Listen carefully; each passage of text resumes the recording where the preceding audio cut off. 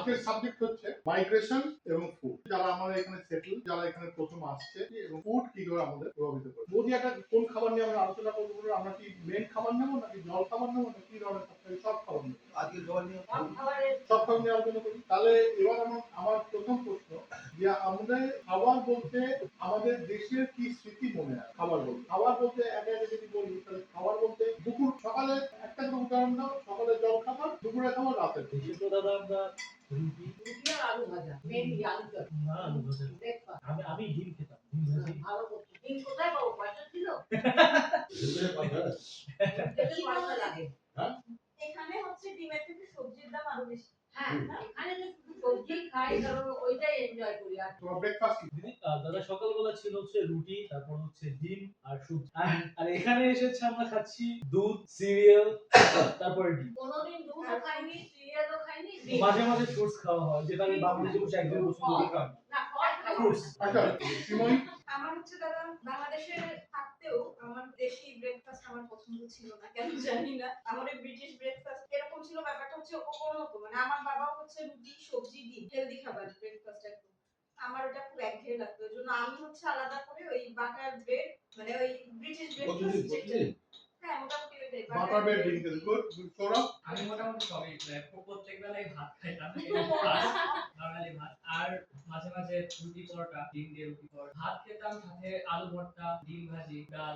না ডালটা আসলে হতো না। ডাল দুপুরে হতো। আমি যদি বলি আমাদের যেটা আজকে আমরা বাকি বাসায় ভাই বোন আমার থাকি, আমাদের বাসায় একটা বদ্ধমূল ধারণা ছিল যে সকালে যদি আমরা রুটি খাই আমাদের সবারই কিন্তু পেটের সমস্যা ছিল। মানে আমার দাদু, আমার বাবার মানে আইবিএস এর সমস্যা, যে খাওয়ার পরে একটু বাথরুম লাগে, একটু পেটে কামড় দিয়ে। তো এই জিনিসটা আমার ঠাকুমাও ফলো করে আসছে যে এদের বেশিক্ষণ ঘুম থেকে উঠে খালি পেটে থাকা যাবে না। এবং কেন তার জন্য রুটিও খাওয়া যাবে না, কারণ আগে একটা বদ্ধমূল ধারণা ছিল রুটি খেলে বাঙালিদের পেট ভরে। এটা তো এখনকার জেনারেশন বলি রুটি, আলু ভাজি, ডিম পোচ খাই, বাট আমি আমার ঠাকুমার আমল থেকে বলছি। তো বাসায় কি হবে অল্প ভাত খাও। এবং আমার গ্রামের বাড়িতে হতো যে আমাদের গাছে যা যা হতো সবকিছু সেদ্ধ দেওয়া হতো ভাতে।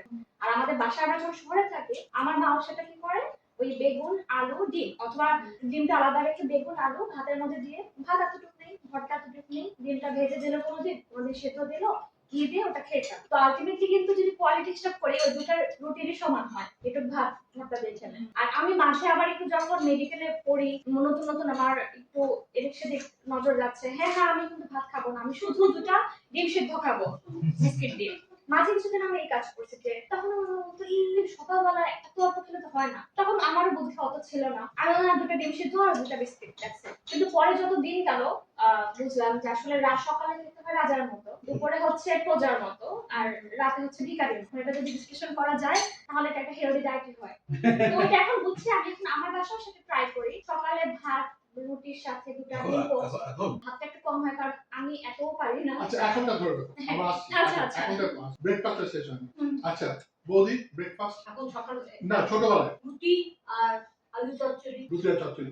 আচ্ছা বৌদি একটা কথা বলুন যেটা আমারও আসবে, সেটা যে স্কুল তো আপনি যেতেন সকালবেলা যেতেন তাই না? 10টার সময় স্কুল যেতে হতো, তখন কি ব্রেকফাস্ট করতেন না? আমার মা ভোর 4টে উঠতেন, আমার বাবা সকাল 7টায় বাংলা সাহেব কলেজে গিয়ে বাংলা পড়াতেন, যেটা বাংলা পড়ানো নিষিদ্ধ সেগুলোও ছিল দিল্লিতে। ও আচ্ছা আচ্ছা। বাংলা যারা পড়বে বাবা ছাড়া তার কার কাছে পড়বে, বাবা গিয়ে পড়াতেন, তারপরে বাবা আবার ইউনিয়ন একাডেমি স্কুলে চলে যেতেন। মা 4টের সময় উঠে উনুন জ্বালাতেন, কয়লা উনুন জ্বালিয়ে ভাত রুটি এসব করতেন। আপনার মা বাবা দুজনেই কত ভোরে উঠতেন? প্রচন্ড ভোরে, 4টে, একদম 4টে। 6:30 আমি ভাত খেয়ে বেরোতাম, আমার 7টায় স্কুল ছিল, 6:30 ভাত আমি খেয়ে যখন রেল স্কুলে বিজ্ঞানসে যেতাম তখন আমি সকালবেলায় ভাত করে যেতাম, তখনই বলতাম মা তুমি আমার জন্য উঠো না, আমি মরে যাবে। তার 3টে উঠে 6টার সময় ভাত আর ডাল চাটনি। আচ্ছা বৌদি আমাদের সকালে স্কুল ছিল ভোরবেলা, সুতরাং খাওয়া দাওয়া কিছু ছিল না। 10:30টার সময় 11টার সময় স্কুল, 10টার সময় ভাত ডাল, আর যদি মাছ ভাজা কি বেগুন ভাজা আলু ভাজা। দাদা আপনার ব্রাঞ্চ একই ধরনের প্রায় ওদের বাড়িটা হচ্ছে অন্যরকম। হরলিক্স, আচ্ছা ঘুম থেকে উঠে ব্রাশ করে হরলিক্স, তারপরে ব্রেড বা বাটার যাই হোক, আর যে যা খাবে ওর সাথে চা কিংবা কফি কিংবা অনেকে কিন্তু শুধু সকালে একটু র চা মুড়িও খেত, তাই না? অনেকেই মানে যে আমার মা ঠাম্মা মানে এত মানা করা হয় কারণ সকালে খালি খালি পেটে পেটে চা caffeine টা, খাওয়া হ্যাঁ, ভালো না। কারণ আমি খালি পেটে মানে লাল চা হোক দুধ চা হোক আমি বমি করে ফেলি ওই যে অ্যাসিডিটি হ্যাঁ, আমরাও পারি না। আমার মা ঠাম্মা প্রতিদিন তাদের হচ্ছে ওই যে ব্যক্তির মতো ব্রাশটা করে চুলা জ্বালানোর চা সময় আগে।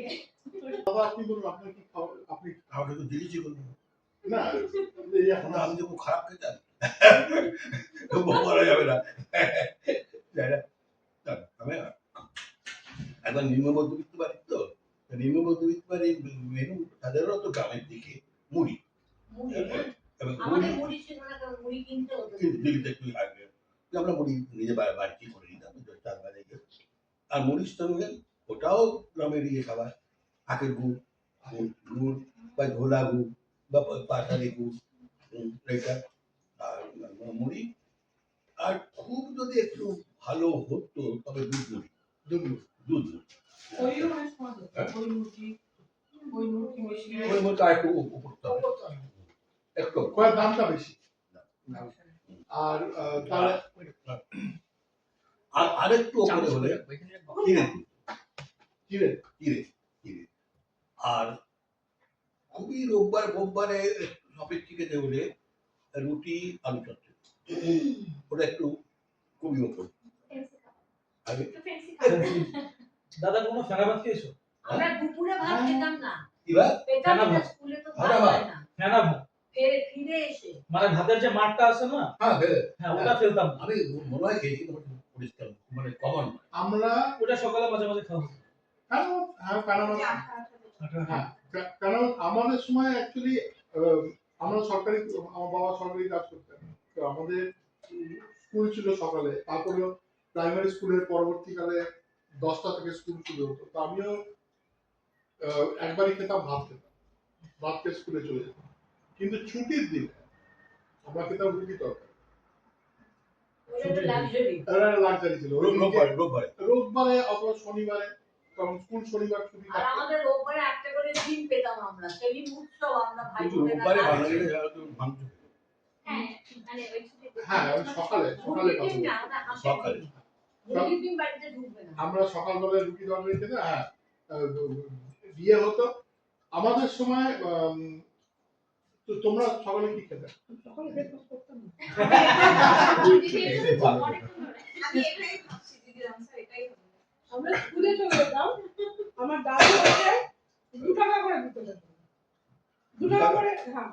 আর খুব বড় লোকের মেয়ে, খুব বড় ওই লোকের সময় না, মেয়ে। আমার দাদু আমাকে বিঘা ছিল, আমরা তো না, দাদু। আমার দাদু 2 টাকা দিত, ওই 2 টাকা দিয়ে আমি স্কুলে চলে যেতাম বাসে করে, স্কুল বাসে। তারপর তারপর- ওখানে গিয়ে, তার মধ্যে ভাত বাড়ে ইনক্লুডেড না না, স্কুল বাস, মানে না না, মানে মান্থলি দেওয়া হতো। monthly আলাদা বাসে দিয়ে। আলাদা। হ্যাঁ।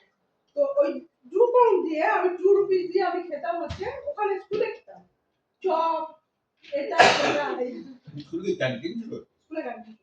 বড় লোকের আমি ডান্স স্কুল থেকে পাস করেছি। রাইসেশনের ক্যান্টিন আছে। আচ্ছা এইবার তাহলে মানে স্কুল পাড়া থেকে আরম্ভ আমাদের প্রাইমারি স্কুল আরম্ভ হতো 6টা থেকে 10টা আর হাই স্কুল শুরু হতো থেকে না 6টা থেকে 9টা আর হাই স্কুল শুরু হতো থেকে 10টা থেকে 3টে তোদের সেই সব একই। মধ্যেখানে ব্রেক থাকতো টিফিন হ্যাঁ, হ্যাঁ টিফিন থাকতো টিফিন আধ ঘন্টা শুক্রবার দিন 1 ঘন্টা দাদাদের কোনো হাফ ডে থাকতো মানে ছুটির আগের দিনটা আমাদের যখন শুক্রবার মানে বৃহস্পতিবার আমাদের বৃহস্পতিবার হাফ ডে হতো ছুটির আগের দিন ওই দিন টিফিন লাগতো না আমাদের তখন তো আমাদের একদিন ছুটি ছিল বৃহস্পতিবার আমাদের যখন শুক্রবারটা ছিল হলিডে হ্যাঁ, আমাদের- না রোববার না এটা হচ্ছে শুক্রবার আমাদের অর্ধেক যে স্কুল হতো শুক্রবার আচ্ছা কারণ শনিবার ছুটি ছুটি শনিবার রোববার ছুটি। একই রকম। ও 2 দিন ছুটি পেতাম। হ্যাঁ আমাদের এখন 2 দিন ছুটি পেতাম। না আগেও ছিল তোমাদের না আমরা তোমাদের টিফিন কত করতো সরকারি আমাদের আধ ঘন্টা শুক্রবার 1 ঘন্টা আলাদা আচ্ছা এই দেশের তাহলে তোমরা সদ্য এসছো তোমরা পরিবর্তনের মধ্যে দিয়ে যাচ্ছ তাহলে তোমাদের তো আগে শুনি যে এখন এসে তোমাদের ব্রেকফাস্ট কিভাবে পরিবর্তিত হয়েছে না আদৌ হয়নি একই রেখেছো দুটোই পরিবর্তনটা হয়েছে দাদা মেন কারণটা হচ্ছে সময়ের অভাব কারণ ওই যে রুটি বানানো আমি এদেশে আসার পর প্রথম আমরা ট্রাই করেছি। 1 মাস ট্রাই করছিলাম আমার সেই আটা এখনো আছে মানে ওটা শেষ হয় আর বানাইনি তো প্রথম 1 সপ্তাহ করে তো অনেক সময় নষ্ট। এখন আমি যেটা দেখলাম আমাদের দেশের খাবারের যে প্যাটার্ন এটা অনেক বিলাসিতা, সময়ের ব্যাপার। অনেক এটা শখ করে করাটা একটা খুবই- আলাদা, খুবই কিন্তু ডেইলি করাটা খুবই ওটা দাদা আমরা শুরু করেছিলাম হচ্ছে টাকা সেভ করার জন্য, বাট আলটিমেটলি দেখলাম কি যে আমরা টাকা সেভ করতেছি খুব বেশি তা হচ্ছে না। মান্থলি হয়তো বা 5 থেকে 10 পাউন্ড হচ্ছে সেভ হচ্ছে, তাও ট্রাই করছিলাম, বাট ব্যাপার হচ্ছে সময় ঢুকতেছে। খুবই ঝামেলা যে কি করো তার সাথে আবার এক্সট্রা ধরো আমরা যে এখন হচ্ছে দুজনই সকাল 6টায় বের হয়ে যাই, বাসায় ওর আসতে আসতে ধরো দুপুরে যখন হয় তখন হচ্ছে দুপুর 2:30 থেকে 3টে, আমারও সেম, তখন হচ্ছে খাবারটা খাওয়ার তো টাইম। তা তোমাদের ব্রেকফাস্ট কিভাবে পরিবর্তিত হয়েছে? তো এখন হচ্ছে আমরা বাইরে যেটা খাই সেটা হচ্ছে বিচ থেকে হচ্ছে একটা চিকেন রোল নেই, আর হচ্ছে ডায়েট কোক ব্রেকফাস্ট। এটা ওর জন্য। আবার আমি মাঝে মাঝে বাসায় যাই, সময় পাই যখন, হাফ অ্যান আওয়ার টাইম পেলে বাসায় গিয়ে ওই সেম আমার ওই চকলেট ব্রেড, তারপর বাটার, এমনি ব্রেডও খায়, এই ব্রেড খাও না এখন? ব্রেড হচ্ছে দাদা বাইরে তো পাওয়া যায় না, আমি তো বাইরেই খাই বেশিরভাগ সময়টা। না, ব্রেড মানে আমি রুটি বলছি না, পাও মানে ইয়ে পাও। হ্যাঁ ওটা বাসায় খাওয়া হয়, বাসায় খাওয়া হয়, বাট আমি যখন ধরো আমার হচ্ছে সকাল 6টায় বের হয়ে যেতে হয় কাজের তো জন্য, কোথায় পাবে? তাহলে ওই টাইম আমি কোথায় কি খাবো? সকাল মানে শীতকালে তো অন্ধকার। হ্যাঁ ওই টাইম বের হয়েছে। আর এখন যখন বেরোই এখন হচ্ছে আলো থাকি, কারণ সূর্যটা উঠে যায়। ছোড়া কি কি খাও তুমি? আমার খুব একটা পরিবর্তন হয়নি, এখানে দিদি মোটামুটি সব মা যেভাবে রান্না করে হয়তো এখানে দিদি আর এরকম রান্না করে। আমি হচ্ছে চেষ্টা করি ওই জাস্ট একটু পাউরুটি অল্টারনেট ডেতে আমি পাউরুটি ভাত রুটি এই তিনটা ঘুরতে থাকি। কিন্তু হাতে করো রুটি আমি পারি না রে, এর জন্য আমি যে কোনো কিছু না পারলে শর্টকাট করি। ফ্রোজেন ফলটা দেখি কি তোমার দাদার হচ্ছে ফ্যামিলি আর একটা হাইপার কোলেস্টেরল আছে, ওদের ফ্যামিলির সবারই কোলেস্টেরল বেশি, তো ওর যতই পরিশ্রম করুক না কেন ওর একটু কোলেস্টেরল বেশি থাকে। তো আমি ওদের এর জন্য বলি যে এই পরোটাটা খাওয়া যাবে না, এটার মধ্যে অনেক তেল দিয়ে বানায়। আর আমি হাতে রুটি বানানো খুবই ডিফিকাল্ট, আমি এটাই আমি একদম এই একটা রুটি পারি না। মেকার কিনে দিবা।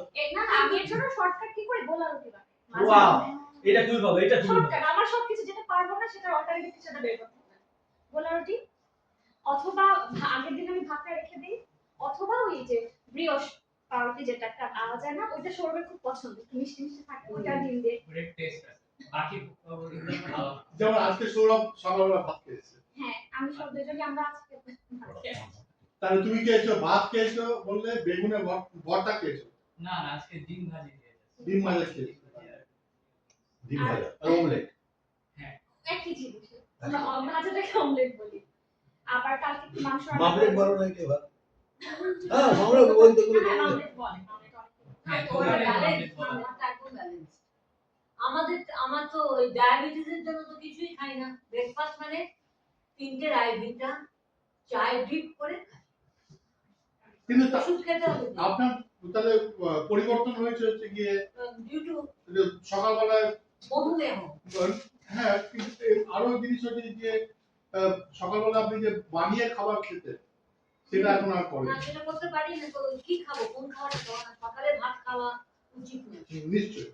হ্যাঁ, সেই জন্য দুপুরে ভাত, দাদা আপনি তরকারি, একই ডাল, জিনিস আপনি হ্যাঁ আমি ব্রেকফাস্ট লাস্টে একটু খাবার একটু মুড়ি মানে রাইস কুকি বা এই মুড়ি, তার থেকে বললামের চাটু, 3-4-5টা নারকেলের পিস হলদিরামে অল ইন বা ওয়ান পেঁয়াজি।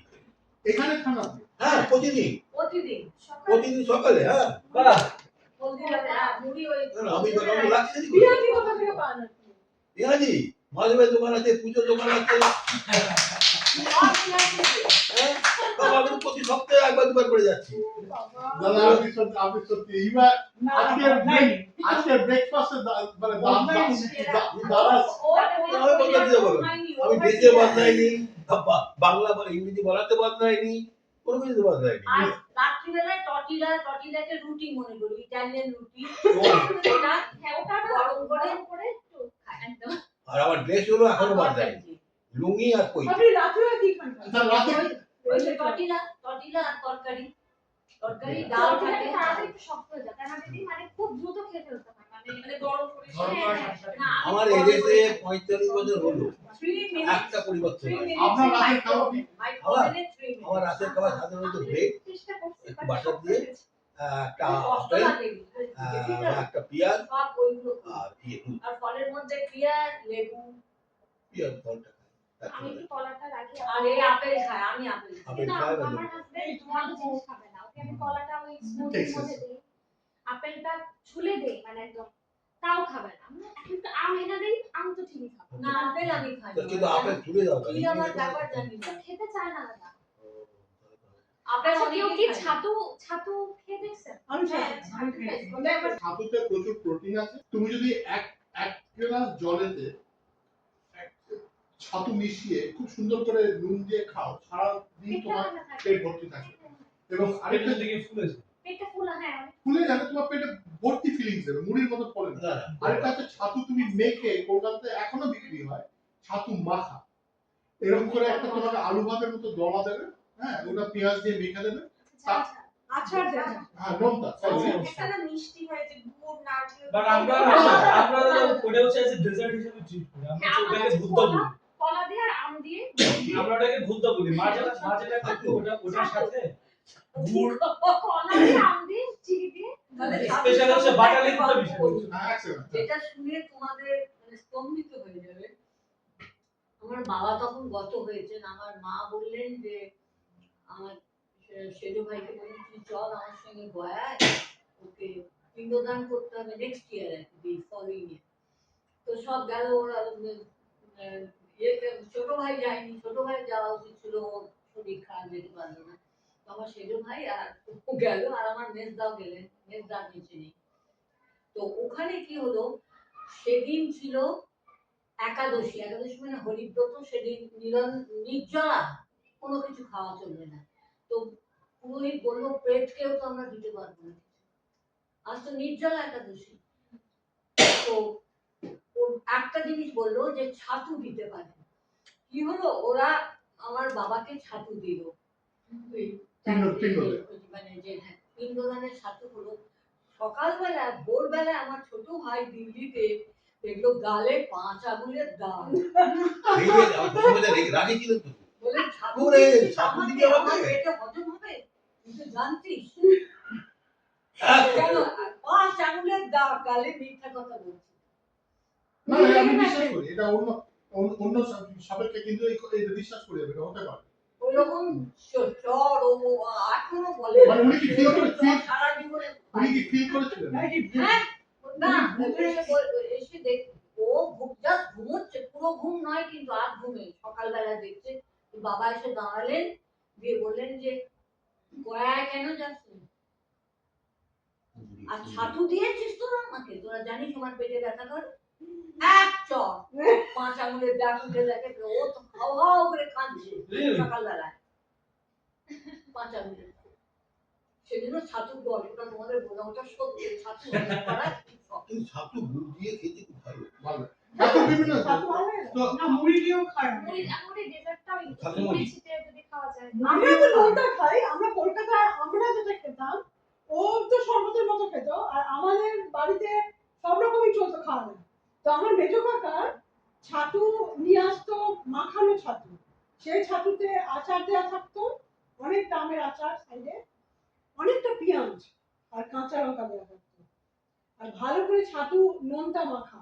ছাতু খুব নিউট্রিশন। হ্যাঁ, আমি হচ্ছে ওইটা মানে ছাতুটা তো আসলে ছোলার বিশাল, ছোলাটাকে গ্রেট করে আচ্ছা, তোমরা কেউ কোনোদিন লিট্টি বলে কিছু শুনেছো? লিট্টি ওদের খাওয়ার ছিল না, ডেলি খাওয়ার লিট্টি। হ্যাঁ, লিট্টি চোখা, সবাই শিখে খাওয়া ডেলিকেসি। লিট্টি চোখা। এখানে আমাদের আচ্ছা আপনি বলুন।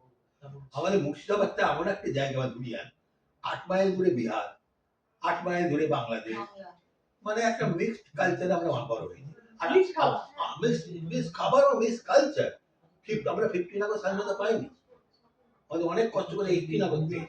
15 আগস্ট তো লিগের কথা বলছি, স্কুলে, থানায়, জমিদার বাড়িতে। 18 আগস্ট সেটেল হলো না, এটা বাংলা ঢুকবে। দিন দিন চলে গেছে।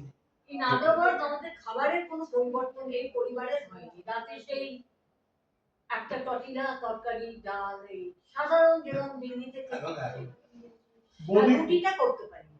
রুটি অনেকেই ডিসকন্টিনিউ করেছে। বৌদি আপনাদের কি কি পরিবর্তন এসেছে বা আসেনি না কি কি পরিবর্তন এসছে সকালে সিরিয়াল কি দিয়ে দুধ দিয়ে সিরিয়াল সঙ্গে একটু চিনি বা গুড় বা না ওই সকালে আর একটু ডিম যদি হয় ডিম নাহলে আর কিছু না ডিম সেদ্ধ না পোচ না সেদ্ধ।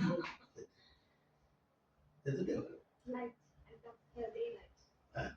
লাইট এন্ড হেলদি বিশু কি আর করাও আমি বলছিলাম যে তোমাদের সাথুর কনসেপ্ট আর আমাদের সাথুর কনসেপ্ট পুরো একই টোটালি আলাদা মনে হ্যাঁ, হয় ওটা তো না? যে definitely খাবার তুমি different বলছো না যে খাবার। ছোলা দিয়ে হচ্ছে ছাতু করে, আমাদের দেশে হচ্ছে মুড়ি দিয়ে এবং আতপ চাল দিয়ে হচ্ছে ছাতু। আচ্ছা না। জবটা কি জিনিস জব ছাতু আমরা ছাতু বলতে বুঝি হচ্ছে কি ছাতু ওই জন্য বললাম প্রোটিন হাই প্রোটিন কমে ছাতু ছাতু মানে হচ্ছে আর আমরা মনে হয় এই জন্য ওটাকে ডেজার্ট বানাই। ডেজার্ট হচ্ছে যে হামাল দিস্তা ছিল, হ্যাঁ হামাল দিস্তায় করে হচ্ছে গুড় এবং চাল একসাথে করে ওটাকে হচ্ছে পিষতে পিষতে ওটা হচ্ছে একদম সুন্দর মতো করে সফট একটা ফাইনালি পাউডার পাউডারের মতো হয়ে যায়। ওইটা দিয়ে হচ্ছে আমরা রেডি করি ভুট্টা That বানাই। is different. না আমাদের ওটা হচ্ছে ছাতু আর দাদা যেটা বললো লিট্টি যেটা বললো ওটাও একটা ছাতু ভিত্তিক খাবার আচ্ছা ওটাকে ওটা একটা কাভার থাকে ইটস অ্যাকচুয়ালি লিট্টি হচ্ছে গিয়ে ধরো কেকের ইন্ডিয়ান সংস্করণ বা প্যাটিসের ইন্ডিয়ান সংস্করণ ওটাকে পাকানো হয় হচ্ছে গিয়ে কাঠকলার আগুনে ও তো ওটাকে তুমি ছাতু নেবে ছাতুর উপরে আটার পুর থাকবে পাতলা আটার পুর থাকবে পুর দিয়ে ওটাকে ওর উপর ঘি দিয়ে বা ওটাকে ময়েস্ট করে মেখে ওটাকে তুমি পাকাবে মানে হচ্ছে রান্না করবে কাঠকলার হালকা আগুনে মানে পুরো দিয়ে দেয় আগুনের ভেতর। এরকম হয় হ্যাঁ। এবং ওখান থেকে বার করে আনবে বার করে আনার পর ওটার মাঝখানে এরকম করে দিলে পরে ওটা দেবে যাবে যেমন ফুচকা হয় তো তার উপর অ্যাকচুয়াল অরিজিনাল লিট্টি খাওয়ার নিয়ম হচ্ছে ওটাকে এরকম করে দাবিয়ে দিয়ে ওর মধ্যে এক চামচ ঘি দিয়ে খেতে হবে এটা অমৃতের মতো খেতে তার সাথে তরকারি রয়েছে।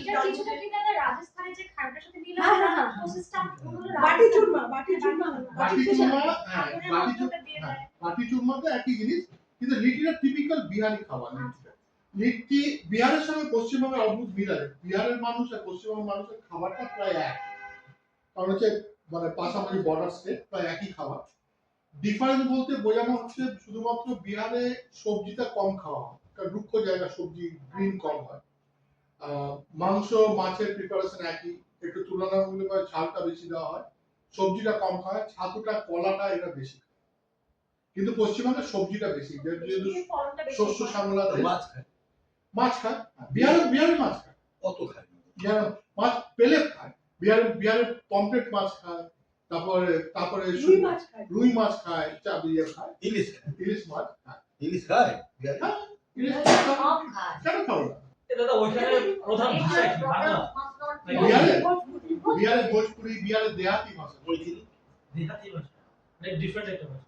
হিন্দি থেকে আলাদা মৈথিলি এখন যদি হ্যাঁ মৈত্রী চলে এখন তুমি যে হিন্দিটা শুনতে পাও সেই হিন্দিটাকে প্রচার করেছে হচ্ছে Bombay film industry original Hindustani ভাষা যদি তোমাকে শুনতে হয় হিন্দুস্থানি তাহলে তোমাকে বিহার যেতে হবে বিহার উত্তরপ্রদেশ যেতে হবে এখন তো অনেক সিনেমা হচ্ছে সরি অরিজিনাল বাংলা ভাষা শুনতে গেলে অরিজিনাল বাংলা ভাষা শুনতে গেলে কলকাতায় আসতে হবে আমি বলছি না সুনীতি কুমার বলেছে হুগলি নদী দুই তীরের লোকেরা যে ভাষায় কথা বলে সেটা হচ্ছে আসল বাংলা ভাষা তার কারণ হচ্ছে ভাষা যত আপনি কি বলেছেন জিওগ্রাফির সঙ্গে সঙ্গে ভাষা চেঞ্জ হবে কিন্তু আসল ভাষা বা বাংলা আমার যতদিন মনে নবতী আমার আইডিয়া নেই এই ব্যাপারে আমি শুধু জানি আমি বাবার সুবাদে পশ্চিমবঙ্গতে আমরা প্রায় 5টা জেলাতে ছিলাম এবং তখন আমি বড় হয়েছি পশ্চিমবঙ্গে যখন বাবা এসছে তখন আমরা যথেষ্ট বড় তো আমরা ছিলাম মালদায় আমরা ছিলাম একদম বর্ডার স্টেট মুর্শিদাবাদে মুর্শিদাবাদ বা মালদা তো মানে আমরা ছিলাম দিনাজপুরে ওটা আরেকটা নেবেন আমরা ছিলাম দার্জিলিং এ আর আমরা ছিলাম কোচবিহারে 5টা জায়গাতে ছিলাম এবং এই 5টা জায়গার মধ্যে ভাষা সব জায়গাতে ভাষা আলাদা এবং ভাষা চেঞ্জ হচ্ছে গিয়ে যে যখনই জিওগ্রাফি চেঞ্জ হয়ে যাচ্ছে ভাষা চেঞ্জ হয়ে যাচ্ছে ডাইরেক্ট চেঞ্জ যেমন আমি ছোটবেলা যখন জামশেদপুরে যেতাম আমরা বলতাম ইসে ইসে হয়েছে ইসে মানে কি মানে সামথিং ইজ হ্যাজ হ্যাপেন্ড কিছু একটা হইছে। ইসে হ্যাঁ এসে হ্যাঁ আমার পিসি আমাকে তখন ছোট ছিল আমি তো বলছি, কি শিখে ইসে হয়েছে হ্যাঁ, তারপরে কুচবিহারের ভাষা যেটা, কুচবিহারে তাকায় দেখেন, বানায় দাও, হ্যাঁ, আইসে পড়ো, বাংলাদেশের বাংলাদেশে বিকজ কুচবিহার বাংলাদেশের বর্ডার তো কুচবিহার ইজ আসাম, আসাম ইজ বাংলাদেশ, হ্যাঁ হ্যাঁ ঠিক আছে? আর মালদা হচ্ছে গিয়ে কোনটি যাবি? কোথায় গেছে এইটা আগে মাগে কি হয়েছে না, তার মানে কি, আরে বাবা কি হয়ে গেল? একটু টান আছে হ্যাঁ, আর উড়িষ্যার আছে মুই পারিব না অবধর চিত্ত। আমি খুলে দেবো। না না আমি ভুল আছে দাদা যেমন তিনটে বিয়েতে আমার জন্ম বর্ধমানে আছে। মামার বাড়িতে তখন প্রথম বাচ্চা হতো তো। বড় হয়েছে মুর্শিদাবাদে একবার বিয়ে থেকে। বর্ধমানে লালমাটির টান আছে, বর্ধমানে অত স্ট্রং নয়, কিন্তু পুরুলিয়ার ডায়ালেক্টটা, বাঁকুড়ার ডায়ালেক্টটা হালকা হতে হতে still you get it in Bardhaman and Bolpur. আর কি বোলপুরে বেশি পাবে, বর্ধমানে অনেকটা কম পাবেন, কারণ বর্ধমান কাছে বলে ইজ ভেরি স্ট্রং, মানে ওই বাঁকুড়া আর পুরুলিয়ার ডায়ালেক্ট, হ্যাঁ, ওইখানে আর আমার পৈতৃক বাড়ি হলো বীরভূম, তারাপীঠ। হ্যাঁ। তো তিনটে জেলা আমাকে মানে একদম সমৃদ্ধ করেছে। সম্মিলিত করেছে। আমার তো মনে হয় মানুষ যত বেশি দেখবে হ্যাঁ, তত বেশি মানুষের এটা বাড়বে। বলো আমি কোন ভাষায় কথা বলবো? আপনি? এই কথা বলছেন? আপনি তো বাংলা ভাষায় কথা বলেন, বাংলা ভাষা তো নিশ্চয়ই নিশ্চয়ই তো বাংলা ভাষা তো আপনি মানে শুদ্ধ ভাষাতে কথা বলেন।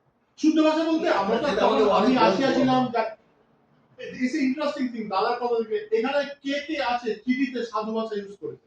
আপনি নিশ্চয়ই দুজনে করেছেন। আমরা সারাদিনই তাই, আমরা জানি না অন্য কোনো আমরা দাদুকে চিঠি লিখতাম, ইজ ভেরি ইম্পর্টেন্ট। ছোটবেলায় যখন দাদুকে চিঠি লিখতাম, তখন কিন্তু শুদ্ধ ভাষায় চিঠি লিখতাম। উনি আমাদের বাড়িতে আসিয়াছিলেন এবং বলিয়া গিয়েছেন যে তুমি এরূপ কাজ করিও না, চিঠিটার সম্বোধন কি করছে? শ্রীচরণেশ্বর। শ্রীচরণেশু শ্রীচরণ কমলে আর একটু কি করে বলো না, আমি শ্রীচরণেশ্বর দাদু লিখতাম। দেখছো আমরা আর একটু শ্রীচরণ কমলেশ। আরো আগে তারপর শ্রদ্ধা স্পদেশু, হ্যাঁ, প্রীতি ভাজনেশু, হ্যাঁ, এরপর আমাদের স্নেহার প্রিয় মামা। আর শেষ কি করছে? বিনীত। এটা আমরা না না আমাদের বিনীত করতে হবে দরখাস্ত। ইতি বিনীত।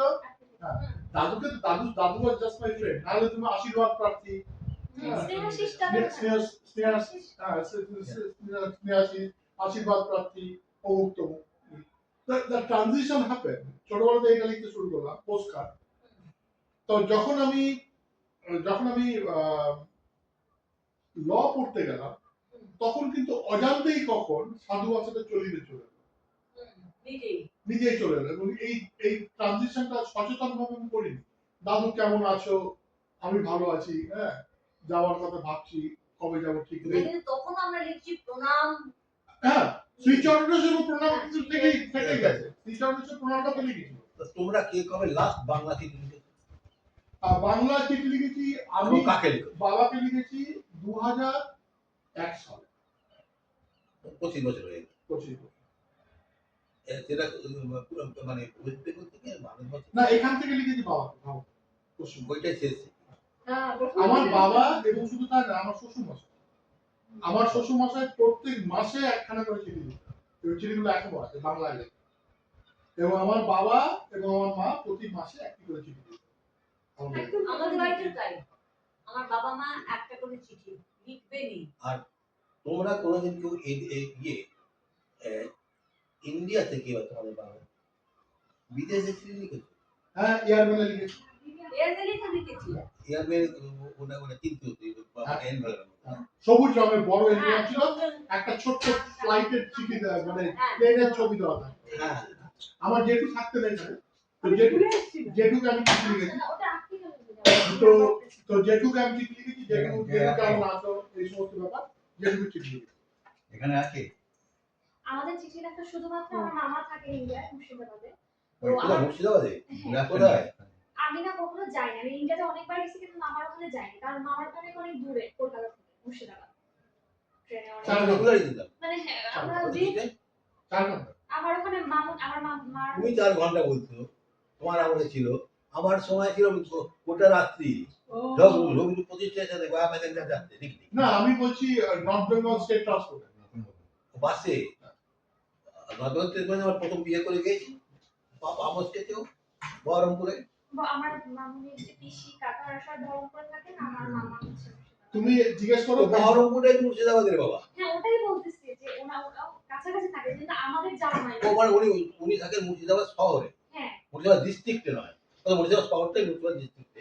আসলে আমি এক্স্যাক্টলি ওই জানবে না, বলতে জানে পারবো না। আমি শুধু জানি বহরমপুর মুর্শিদাবাদ একই জায়গায়, হ্যাঁ এবং সেখানে আমাদের অনেকগুলো বহরমপুর হচ্ছে মুর্শিদাবাদ ডিস্ট্রিক্ট। district সদর। সদর। আর মুর্শিদাবাদটা হলো বাংলা বিহার উড়িষ্যার রাজধানী ছিল হ্যাঁ, 1757। হাজারদুয়ারির কাছাকাছি। আর হাজারদুয়ারি মুর্শিদাবাদে, হ্যাঁ মানে ওটার কাছাকাছি। ইমামবাড়া আমরা হাজারদুয়ারি। গেছিলাম তো 3 বছর আগে। কিন্তু আমি এতবার ইন্ডিয়া গেলাম, ওটা দূরে দেখে মানে আমাদের এই ইতিমধ্যে ম্যাচ করলো না, যাওয়া হয়। আমার মামা আছেন 88 এ থেকে বাংলাদেশ থেকে, তারপর আচ্ছা চিঠির বক্তব্য চলে গেল, তোমরা চিঠি লেখো। হ্যাঁ আমি লাইফে একবার লিখেছিলাম, আমি তখন ক্লাস 5 এ পড়ি, আমার বড় ভাইকে, দাদা আমার জন্য একটা খেলনা কিনে নিয়ে আসিস। তারপর দাদা আমার জন্য একটা পিস্তল নিয়ে এসেছে। আজকে বৌদি চিঠি লিখেছো। খুব কম। আমাদের হোস্টেলে চিঠি সম্পর্কে ও, একটা চিঠি তো লিখেছি। দাদাকে লিখেছেন। ভুলে গেছি। কোথায় 25 সালে মানে কাজ ইন্ডিয়া থেকে ইংল্যান্ডে না ইংল্যান্ড থেকে মানে ওই ইন্ডিয়া থেকে ইংল্যান্ডে, আবার আগে ইন্ডিয়া থেকে ইন্ডিয়া। আচ্ছা ও 1 মাস যে ছিল আলাদা, সেই সময় প্রতিদিন চিঠি লিখেছে। যে দাদা আপনি চিঠি লিখেছেন বৌদিকে, উত্তর দিয়েছেন। হ্যাঁ? উত্তর দিয়েছেন চিঠি। ওই চিঠি এরকম ওই কিসে লিখেছিলেন?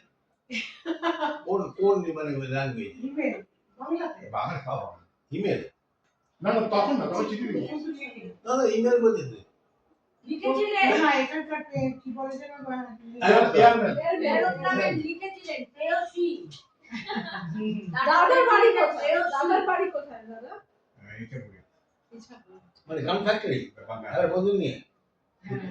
আচ্ছা চিঠি সম্পর্কে, আচ্ছা তুমি কি বলতে, চিঠি সম্পর্কে কি বলতে? ও আমি হচ্ছে লাস্ট 25 সালে, হ্যাঁ কি বল? লাস্ট চিঠি হ্যাঁ, লিখেছি বলো। ওকে। বিশুকে চিঠি লিখেছিল। হ্যাঁ ওইটা এমন না যে একেবারে পোস্ট অফিসে করে খামে করে পাঠানো, ওরকম না। কারো হাতে দিয়েছিল, ডিরেক্ট ওকে দিয়ে দিয়েছি। কারো হাতে দিয়েছিল, প্রেম করতে তখন। হ্যাঁ এইসব করতে মানে প্রেম মানে এইসব মানে এইসব কাজ মানে খারাপ কাজ নয়, মানে প্রেম প্রেমের ব্যাপারটা আমরা আসছি। মানে আমার না প্রেম হলো চিঠি আসলো। দিয়েছে। কেন মানে প্রেম কি করে হতো চিঠিতে আসছি। না প্রেয়স। আমি আমাদের হোস্টেলে একটা বক্তব্য মানে একটা ছোট গল্প শুনিয়ে মানে প্রেমের চিঠির ব্যাপারে আসছি। তো হোস্টেলে বড় অদ্ভুত উপায় চিঠি লেখা হতো। হোস্টেলে ছেলেরা সাধারণত হোস্টেলে এসে কাকে চিঠি? না বাবা, আচ্ছা হোস্টেলের ছেলেরা হোস্টেলে এসে মানে আমরা হার্ডিং হোস্টেলে থাকতাম, আমাদের এত মানে আমাদের নিজেদের মধ্যে একটা একটা অদ্ভুত মানে আজকেও তুমি চিন্তা করতে পারো, আমরা বন্ধু বান্ধবরা আজকেও ইন্ডিয়া গেলে মিলিত হই, মানে একটা ফ্যামিলির মতো হই। তো বাবাকে শুধুমাত্র মনে করতে টাকা চাইবার সময়, ঠিক আছে। তো এটা খুব পরিচিত ছিল শ্রীচরণেশু বাবা, টাকা চাই প্রণাম জানাই ইতি কারণ। এই তিন লাইন। দুই লাইনের চিঠি। বাবা বলছে স্নেহের মানিক, বড় চাপ করো মাপ ইতি পাপ। এটা কই জানি আমি পড়ছি। এইটা হচ্ছে আমাদের খুব পরিচিত ব্যাপার, এবং বাড়ির সঙ্গে যোগাযোগ মানেই হচ্ছে বাবা চিঠি পাওয়া মাত্রই বুঝবে যে ছেলে টাকা চেয়েছে। এটা তো আমাদের একাডেমিক যে তবে টাকাটা কি করে আসতো? বাবার কাছে টাকা চাইবা। টাকাটা কি করে আসতো? Money order. মানি অর্ডার ছিল, তখন তার মানি অর্ডারের তলায় একটা ছোট্ট জায়গা ছিল। তখন বাবা লিখে দিত। নাটক লেখা হতো। হ্যাঁ ওখানে লিখে দিত, ওটা একটা ছোট্ট চিঠির জায়গা ছিল। ওটা চলতো। হ্যাঁ তখন আমাদের সময় ব্যাংক ট্রান্সফার ছিল না হাতে অনেকে হাতে হাতে পাঠাতো। কিন্তু মানি অর্ডারটা তখন গ্রামে গঞ্জে মানে মানে থ্যাঙ্কস টু ইন্ডিয়া, বাংলাদেশে কিরকম অবস্থা আমি জানি না পোস্টাল ডিপার্টমেন্টের। ইন্ডিয়াতে কিন্তু পোস্টাল ডিপার্টমেন্ট হচ্ছে ভীষণ মানে বিস্তৃত, ঠিক আছে, আর অত্যন্ত এফিশিয়েন্ট। অত্যন্ত efficient। এবং তুমি একটা কথা তুমি কোনো ভুল করে তুমি না। আজকের যুগে বৌদি এটা বলছে, কেন বৌদি ওনাকে এফিশিয়েন্ট বলছে, ধরো কোটি কোটি মানুষ, ঠিক আছে, গ্রাম আছে, রাস্তা নেই, কিছু নেই, ঠিক আছে, এমন অনেক জায়গায় তুমি পায়ে হেঁটে যেতে পারবে না, কাদা, সেখানেও কিন্তু একটা পোস্ট কার্ড, তখন পোস্ট কার্ডের দাম কিন্তু খুব কম, মানে কত যারা টাকা হতো? পারতো না তারা পোস্ট কার্ড ইউজ করতো। কত পয়সা? আমি পোস্ট কার্ড দেখেছি 1.5 টাকা ওই বাবা রে। না, পাঁচ সাত দিন। নাকি আরো কম ছিল। আমি বলে 5 পয়সা। আমি দেখেছি 5 পয়সা। আমাদের সময় যে তখন না, না। ছোট না অনেক। এটা একটা হলুদ কালারের কার্ড। যারা এখন তুমি দেখবে। এখন আমার ছোটবেলায় আমি এখন অনেক চিঠি লিখেছি। না পোস্ট কার্ড এখনো আছে, পোস্ট কার্ড কিন্তু আছে, হ্যাঁ পোস্ট কার্ড আছে। যারা কম অ্যাফোর্ড করতে পারে তারা পোস্ট কার্ড কিনবে, আচ্ছা আর পোস্ট কার্ডের জায়গাটা কম ছিল। ছোট হ্যাঁ আর যারা এখন বেশি করতে পারে তারা ইনল্যান্ডে চিঠি লিখে। ইনল্যান্ড মানে একটা আর একটু বড় এরকম করে এটা ইটসেলফ এনভেলপ ছিল। এরকম করে তুমি ওইটাকেই তুমি মুড়ে দিলে তারা এনভেলপ এটা করবে। ইংল্যান্ডটা 20 পয়সা। তারপরে কোনটা আরো যদি বড় করে লিখে দাও 20 পয়সা। ইংল্যান্ডের চিঠি তখন খামে দিতে হবে আপনাকে। 20 পয়সা। হ্যাঁ এটা আমি দেখছি। আচ্ছা এবার হচ্ছে গিয়ে প্রেম এবং চিঠি সাবজেক্ট। এরপরে একটা এই চিঠি ব্যাপারে বলবো। বিজয়ার চিঠি কে কবে হাতে লিখে লাস্ট হবে পাঠিয়ে? ওই তো বাবা মা বিজয় চিঠি আমি মাকে পাঠিয়েছি, তার বউ পরে বিজয় চিঠি না, পাঠিয়েছে। এখানে আসার পরে দেওয়া হবে। হ্যাঁ বিজয় চিঠি আমি মাকে পাঠিয়েছি। বাবা গত হওয়ার পরেও আমি বাড়িতে বিজয় চিঠি পাঠিয়েছি হচ্ছে গিয়ে বাবাই যখন 7 এ পড়ে, মানে 7 বছর বয়স, তখন ধরুন 2006 এখান থেকে 2005 এখান থেকে না বাবাই 7 বছর মানে তো হচ্ছে গিয়ে 2009 এখান থেকে পাঠিয়ে ওতে এখানে তখন টেলিফোন ছিল না। টেলিফোন না, তখন এরকম টেলিফোন ছিল না। তখন ফোন ছিল, আমরা যখন প্রথম এসেছি কার্ড ছিল তখন কার্ড ছিল, কলেজ এবং সেখানে তোমাকে জিনিসটা এরকম ছিল যে তোমাকে একটা কার্ড বাজার থেকে 5 টাকা করে কার্ড কিনতে হবে। এবং আমার এখনো মনে আছে আমরা কিন্তু বাংলাদেশ কলিং কার্ড, কারণ বাংলাদেশ কলিং কার্ড এমন একটা কার্ড ছিল যেটা একটু বেশি সময় নিত। ওই কার্ডটাকে তুমি যখন স্ক্র্যাচ করতে তখন পেছনে একটা নম্বর থাকতো, আর কার্ডটার একটা অ্যাক্সেস নম্বর ছিল 020 এরকম একটা নম্বর। তুমি ওই নম্বরটা দিয়ে তোমাকে বলতো তুমি তোমার কার্ডের নম্বরটা দাও। তুমি তোমার কার্ডের নম্বরটা দিতে, তখন এখন তোমার পাওয়া যায়। হ্যাঁ পাওয়া যায়, তখন ও তোমাকে কানেক্ট করতো। এইবার তুমি তোমার বাড়ির নম্বরটা ডায়াল করতে, আচ্ছা মানে একটা মিডিয়াম থাকতো। একটা মিডিয়াম ওই কার্ডটা তোমাকে ছিল। এবং কিন্তু কি ওই কার্ডটা ধরো তমসিং আমি বারণ করতাম, কারণ আমি বেশি ফোন করতাম না, আমার মা একজনই ছিলেন তমসি বাড়িতে ফোন করতো। ওই কার্ডটা 5 টাকাতে তখন তো অনেক টাকা না, তখন বলতো কিন্তু অনেক সময় দেবে, কিন্তু actually দিত খুব এবার কম। তোমার খুব তাড়াতাড়ি কমে যেত 5 টাকা। খুব তাড়াতাড়ি কমে যেত। তোমার ধরো 5 টাকা তুমি এক সপ্তাহ তুমি ভালো করে কথা বলতে পারো। না, না, তুমি অতক্ষণ দেবে না তোমাকে। খুব কম সময় দেবে। এট এ টাইম কত মিনিট কথা বলা যাবে? একটা টাইম তুমি তুমি পাবো কথা না। বলো, তোমার তোমার কাজ পয়সা শেষ ছিল। হলে তুমি কথা বলো। ও আচ্ছা আচ্ছা। কিন্তু এটা আমরা বলতে কি, রেখে দিলাম যে আচ্ছা আমি দুদিন পরে হ্যাঁ, হ্যাঁ ওটা করতে পারো। আচ্ছা মানে তুমি কার্ডটা খুলে, আমরা কি করতাম, আমরা কার্ডটাকে খুলে আমরা তো কথা বলতে ঠিক করি। তখন কি বলতো যে এত মিনিট আছে? হ্যাঁ রিমেইনিং না, না, না, সব বলতো না। না, না, এখন সব যখন বলে। হবে, কার সাথে বলে? কলটা আর কেটে যাবে। তোমরা শেষ মানে লাস্ট বিজয়ার আমরা বিজয় সবাইকে জানানোর চেষ্টা করি সাধারণত। অন্তত আমি আমার তো চারিদিকে বন্ধু বান্ধব, তাদের আত্মীয় স্বজন, ম্যাক্সিমাম কটা চিঠি লিখেছে বিজয় এদেশ থেকে। বিজয় চিঠি আমি হয়তো বিজয় চিঠি যতদিন পর্যন্ত আমাদের কাছে, আমাদের পরিবারে স্মার্টফোন বা ফোন অনেক দেরিতে এসেছে আর্থিক কারণে। চিঠি হ্যাঁ যতদিন পর্যন্ত আমাদের ফোন আসেনি ততদিন পর্যন্ত আমি চিঠি লিখেছি। আমি একটা শ্বশুর বাড়িতে চিঠি লিখতাম, একটা কটা মাকে চিঠি ম্যাক্সিমাম লিখতাম। কটা? মানে পার ইয়ার বলছেন আপনি, না বিজয়ের দিনে, বিজয় মানে বলেছে। এক বছরে মানে এমন না, বলছেন না, সব শুদ্ধ বলেছে, বিজয়ের উপলক্ষে। সব শুদ্ধ জীবনে বলছেন না না পার ইয়ারে পার ইয়ারে। পার ইয়ারে সেটা দিয়েছে। পার ইয়ারে ধরুন আমি চিঠি লিখেছি, সর্বোচ্চ চিঠি লিখেছি 5 খানা। খুবই কম, নগণ্য। 28 প্রথম এদেশে আসবে 28 বিজয় সবাইকে দিয়েছে। সবাই যে ছিল। আমি কলিং আমাদের তো এক জায়গায় সবাই ছিল না। হ্যাঁ আমার আমি কলিং কার্ড, তখন এখানে কলিং কার্ড ছিল। আমি তখন থেকে বারণ করতাম, কারণ 5 টাকা চুপ করে খরচা হয়েছে। সঙ্গে সঙ্গে মানে তুমি কথা বলবে তো, এবার কথা বলছি হঠাৎ করে বন্ধ হয়ে গেল।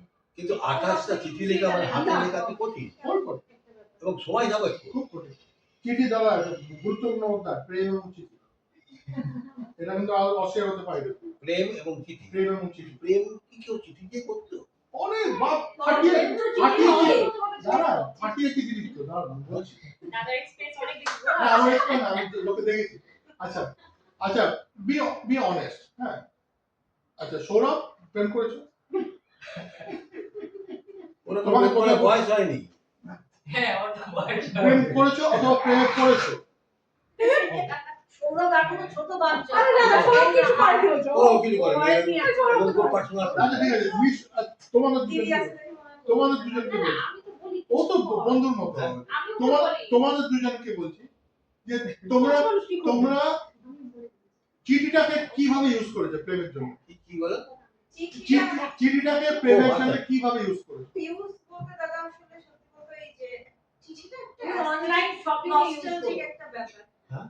তো সব সময় ওই যে মোবাইলে মেসেজে কথা বলা, ফোন দেয়া এগুলো তো থাকে, কিন্তু এগুলো তো এত নস্টালজিক না। একটা চিঠি মানে কি একটা হ্যাঁ, এটা একটা স্মৃতি, যেটা হ্যাঁ স্মৃতি, যেটা আপনি আজকে বললেন যে আপনার ফ্যামিলি থেকে আসছে, যেগুলো আপনি এখনো রেখে। হ্যাঁ, আমি আমার ছোট কাকাকে দেখছি যে আমার মা, আমার দাদু, ঠাম্মা তার লেখা চিঠি, আমার দাদু হচ্ছে ইংলিশে লিখতো, সেই চিঠিগুলো সে হচ্ছে লেমিনেটিং করে রেখে দিচ্ছে যাতে নষ্ট না হয়। না তো ওগুলোতে আছে চিঠিগুলো আসলে এই যে স্মৃতি একটা, তো ওই শখের বসে বা ওই নস্টালজিক জায়গা থেকে মনে হয় যে চিঠিগুলো রেখেছো? একটা দুটো লিখে ওকে না মোবাইল তুমি কি যত্ন করে রেখেছো? না না বাংলাদেশে আছে। এগুলো বয়সে আমি জানি না। না আমার বলবে না দাদা আমার না না না, আমি সবাই বলছি সবাই আমার দিদিমা লিখতেন আমাকে।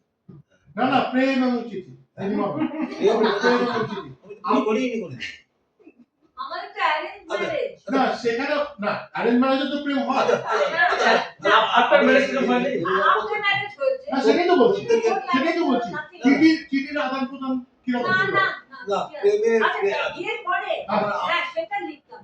সেটাই সেটাই তো বলছি। বলি তো দেশে থাকতো দাদা এখানে চলে হ্যাঁ প্রতিদিন সেটা কিরকম ধারাবাহিকতা? সেটা ধারাবাহিকতা প্রতিদিন তখন লিখতাম। প্রতি প্রায় আর প্রতিদিন উত্তর দিত। Very good.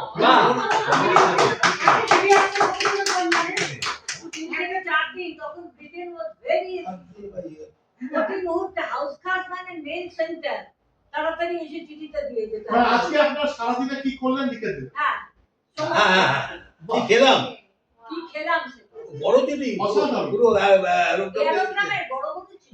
মানে আমি জাস্ট ভালো, it is very very sweet, হ্যাঁ আছে ইট ইজ ভেরি সুইট। মানে আমি একটুখানি ছবি দেবো একটা দুটো আজকে আমরা যে জিনিসটাকে ধরুন আজকে মেয়ে যেমন তমসি বা তমসিটাও কম করে, হ্যাঁ অনেক আছে, হ্যালো কি খেলে আজকে? ও আজকে বাজারে গেছিলাম, সকালবেলায় এই রান্না করলাম, না না এগুলো পুরো পুরো 3.5 ঘন্টার ব্যবস্থা। কাব্য কিন্তু- সাহিত্য। হ্যাঁ, কিন্তু আপনারা যেটা বলছেন সেটা হচ্ছে গিয়ে ডে টু ডে জিনিসটা ডে টু ডে মেনটেন করেছেন, প্রতিদিন একটা করে চিঠি লিখে লিখবই হ্যাঁ। এবং সেটা লিখতাম কখন সন্ধ্যেবেলা কাজ থেকে ফিরে এসে। হ্যাঁ? কাজ থেকে ফিরে এসে। কাজ থেকে ফিরে এসে And this country is so efficient. At that time it used to R be মানে ব্যাপারটা ঠিক 3 হতো থেকে কি, 4 দিনের মাথায় আমি অনেক সময় একটু চিঠি আসবেই। অনেক সময় একা থাকার জন্য এদেশে একটু বেশি মানে একাকিত্ব, একাকিত্ব লোনলিনেস তো হতোই। তো লোনলিনেস কাটানোর জন্য একমাত্র উপায় কি, তোমাকে একটু গঙ্গা জল খেতে হবে, পিওর পদ্মা গঙ্গার জল, হ্যাঁ যেতে হবে। এবং সঙ্গে তার একা তো গঙ্গা জল ভালো করে না, মুর্শিদাবাদের ছেলে বন্ধু বান্ধব, এই চলে কি করছিস তুই, তবে একই জায়গায়, হ্যাঁ আজ একটু মুরগি আর ইয়ে রান্না করবো, ইয়ে কর চলে 4 ঘন্টা পরে চলে যাবে, চিঠি লিখছি আজ 4 ঘন্টা পরে চলে আসে। ওইখানে ওই হতো। একদিন লিখে বললাম কি আমি, ওকে প্রিয় স্বাধীন। আমাকে চিঠি লিখলো প্রিয় স্বাধীন। যেটা কোন কন্ডিশনে লিখছেন দাদা না না বুঝতে পেরেছে। দিয়ে প্রিয় স্বাধীন সই করলেন নিচে কি? ইতি তোমারই স্বাধীন। ইতি প্রিয় স্বাধীন, ইতি তোমার স্বাধীন। আচ্ছা এইবার বলো, প্রেম ঘটিত বিয়ে তুমি কাকে ডেফিনেশন দেবে? আমার একটা পার্টিকুলার ডেফিনেশন আছে। হ্যাঁ বলুন না, আপনার ডেফিনেশন শুনি। তুমি আগে বলো, সবাই আগে বলো। আমার কথা হচ্ছে যে তুমি মানে তুমি না সবাই। আমার কাছে প্রেমের আমরা হচ্ছে গিয়ে প্রেমের পরিভাষা বা প্রেমের কনসেপ্ট বয়সের সঙ্গে সঙ্গে পাল্টায়। ঠিক আছে, ছোটবেলাতে মানুষ প্রথম প্রেমে পড়ে টিচারে, তুমি কিসে যদি ইংলিশ কত দিকে মেয়ে যদি না এইটা প্রেম ঘড়ি, এই তোমাদের বিয়েটা বা তোমাদের মানে তোমার না, এই বিয়েটা প্রেম ঘটিত বিয়ে, এইটা বলার আগে তুমি কি চিন্তা করবে? প্রেম ঘটিত বিয়ে হচ্ছে গিয়ে মানে বিয়ের আগে ছেলে মেয়ে নিজের উদ্যোগে কোর্টশিপ করেছে। ছেলে মেয়ে পশ্চিম মানে কি? কোর্টশিপ মানে দেখা করেছে, গল্প করেছে, সিনেমাতে গেছে, ঝালমুড়ি খেয়েছে, ফুচকা খেয়েছে, before letting their parents know. ঠিকই বলেছো, আমি এটা কারেক্ট করে দেবো আর কি। হ্যাঁ বলুন না। সেটা প্রেম ঘটিত বিয়ে নয় যতদিন না যে একদিন সিনেমায় গিয়েছে, একদিন পার্কে গিয়েছে, একদিন বাদাম খেয়েছে বা ঝালমুড়ি খেয়েছে। আমাদের তো চিনতে করে আর তো ঝালমুড়ি ওয়েস্ট বেঙ্গলের রেজাল্ট না না আমাদের তো চিনে পারে না আমি তো চিনতে করি প্রেম আগে না বিয়ে আগে সেটা নিয়ে আপাতত আমরা যুক্তি তর্ক মানে করবো না। আমাদের কথা হচ্ছে যে বিয়ে এবং একসঙ্গে থাকার পরেও প্রেম আসতে পারে, বিয়ের আগেও প্রেম আসতে পারে, ঠিক আছে? আমাদের কথা হচ্ছে প্রেমের সঙ্গে চিঠির যুক্তি করা, চিঠি কিভাবে প্রেমকে সাহায্য করেছে বা প্রেমে ইউজ করেছে। আমি আর তামসী আমরা বিয়ের পরে 1 বছর ছিলাম, একসঙ্গে ছিলাম, চিঠি লিখতে পারিনি, এবং এখানে একসঙ্গে চলে এসেছি চিঠি লেখা। তামসীকে আমার চিঠি লেখা সে অত হয় আমি কোনদিন চিঠি দিই দিদি এবার একটা আর দরকারই হয়নি। না, আমি আমার বাবাকে স্বামীর চিঠি দিদি আপনি লিখে ফেলো, কার্ড লিখো না কখনো, মানে এই যে ধরো দাদার বার্থডে বা কোনো আমি বার্থডে এই দেশে তো কার্ড জিনিসটা খুব আমি বার্থডে ও বিয়ে করে সেলিব্রেট করি। তো দাদা করে না। সেটা করতে হবে না। দিদি একটা মেসেজ লিখে আপনাকে দেবে ওকে কার্ডে। প্রতিবার জ্বালাই। না মেসেজ লিখে দেবে যে হ্যাঁ দিদি হ্যাঁ, তুমি এই দিনে জন্মেছি বলে পেয়েছি তোমাকে। আমার তো বাংলা বানানই ভুল হয়। আমি ওই লিখবো দেখে তো দাদা চলিচ্ছে বানান বানান। এই যে দন্ত সকাল বুঝটা উঠবে করে তো আমার খুব ভুল নো চ সব ভুল সব। বাংলা তবে বানান তোমাদের কি মনে হয় না যে আজকের যুগে আজকে যে মানুষ যে হোয়াটসঅ্যাপে কথা বলে, এই যে আমরা কথা বলছি, তাতে আন্তরিকতা অনেক কমে গেছে। হ্যাঁ আমরা কোনো ভ্যালু দিই না, তাই না? সহজে পেয়ে যায়। খুব সহজে পেয়ে যায় মানুষের সামনে, যে মানুষকে দেখার জন্য, মা হোক, বাবা হোক, প্রেমিকা হোক, স্বামী হোক, প্রেমিক হোক, যে কোনো বন্ধু হোক, যে কোনো লোকই হোক না কেন, তাকে দেখার জন্য যে একটা অদ্ভুত আকুতি থাকতে হবে যে দেখা হবে, আজকে সেই জিনিসটা একদম নষ্ট হয়ে গেছে। আগে হলো কি হতো, একটা বন্ধু আর একটা বন্ধু চিঠি পাওয়ার জন্য ওয়েট করতো, ফ্যামিলি মেম্বার কবে চিঠিটা আসবে, পড়বো, কি লিখলো, ওই এক্সাইটমেন্টটা এখন আর নেই। এবং এটা হচ্ছে সত্যি নয়, পাশাপাশি যেমন এটা হচ্ছে সত্যি নয় যে এই যে হোয়াটসঅ্যাপ, এই যে এত সহজে যোগাযোগ ব্যবস্থা, এটা মানুষের মধ্যে দূরত্বও বাড়িয়ে দিচ্ছে। আমরা কেউ কারোর সঙ্গে দেখা করতে তুমি যায় না। দিদি এটা একটু দিনে কটা ফোন করো ব্যাস।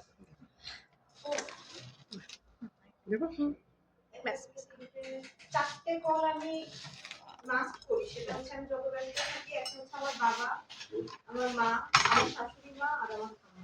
এই 4টা মানুষকে আমি হচ্ছে মানে একদম সময় না থাকলে এই 4টা মানুষ এটা তুমি যখন দেশ ছেড়ে চলে আসবে তখন this is a very common factor, এবং এটাকে তোমাকে জলে গুলে বুঝে নিতে হবে।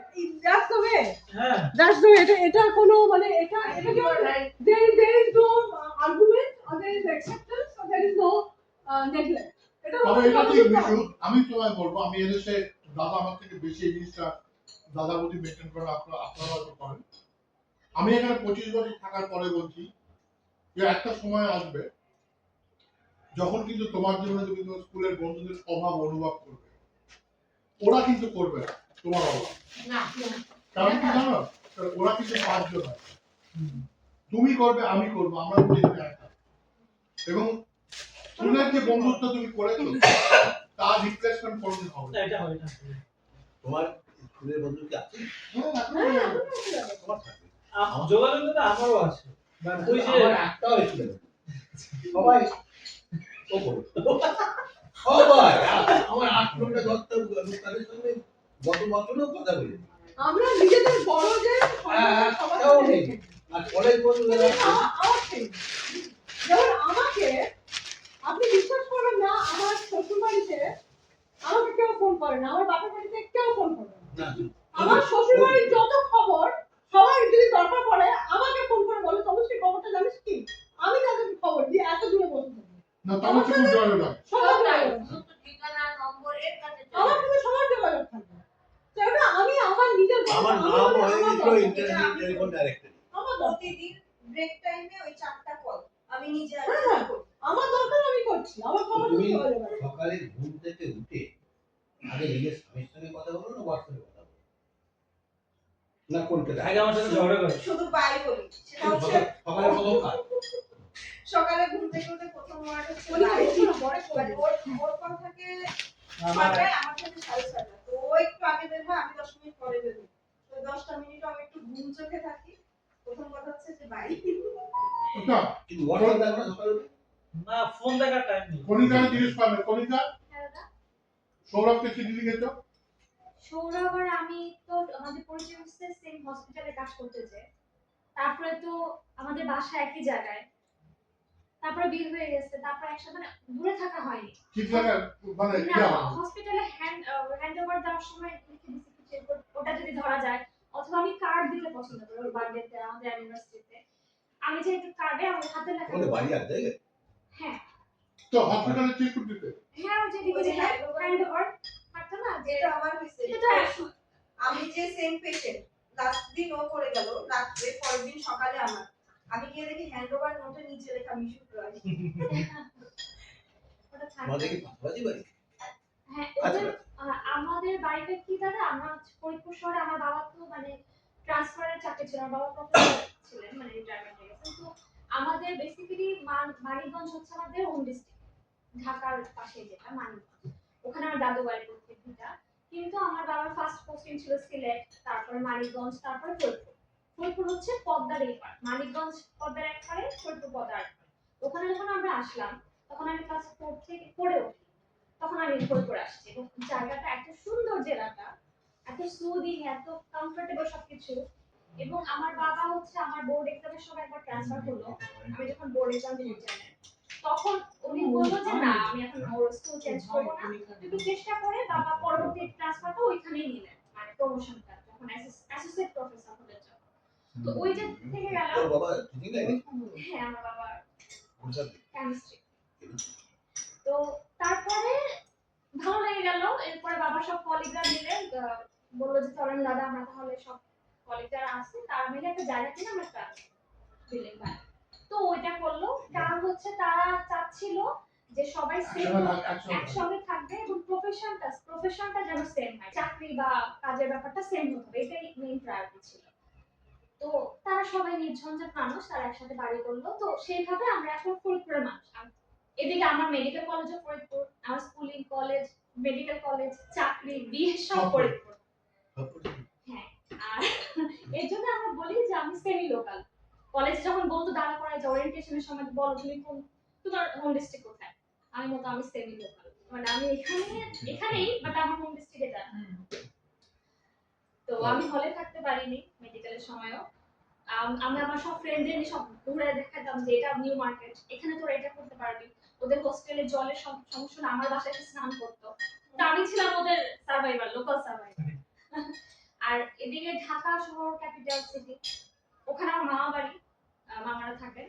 তারপর হচ্ছে যে সৌরভের ভার্সিটি হলো। আবার ঢাকায় কি সবসময় যাতায়াতটা দরকার ছিল, যে বিভিন্ন স্কুলে তো ক্যাপিটালে যেতাম। তো ওইখানে দেখলাম ওখানে একটা ফ্ল্যাট রাখা আসলে দরকার। তো বাবা ওখানে একটা ফ্ল্যাট রাখলেন। তো এখন হচ্ছে তাদের ওই ফরিদপুরের ফ্ল্যাট, ঢাকার ফ্ল্যাট, এটাই তাদের বাড়ি পরিবর্তনের জায়গা। আমি চলে আসার পর এখানে আমার ভাই যখন ও ভার্সিটিতে পড়তো তখন আমি বাবা ওর সাথে যে ওই ফ্ল্যাটে থাকতো।